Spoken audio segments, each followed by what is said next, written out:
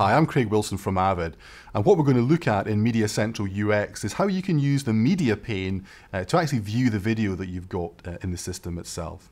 So I've laid out the screen as I want to have it. I've got my media panel in the middle here. I've got my thumbnail panel across the right hand side so I can see some thumbnails. I've also got my metadata panel down the right hand side here if I want to add some additional metadata.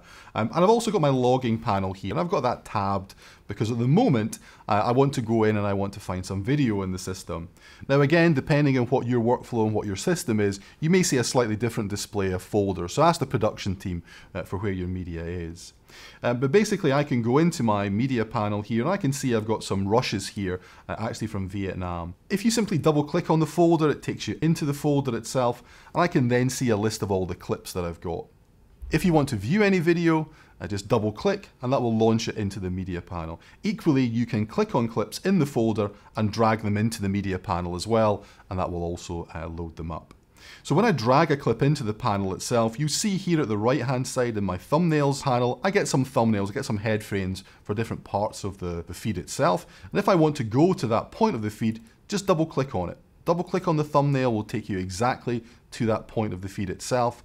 And that could be a time-based part of the feed, or it could be where someone's added some logs. And we'll talk about logging in another video that we're doing. Then down at the bottom, I also see the metadata for this video as well. But let's talk a little bit about how I can play video and look at video in the media player itself. So I've got some controls below the media player. I've also got a play button here. So when I click on that, it's going to play the video. Click on pause, it will obviously pause the video as well. I can also then, I can step back or forward, one frame at a time, or I can go back 1 second or forward 1 second, or I can go back or forward 10 seconds at a time as well. I can also control the playout using the keyboard controls as well.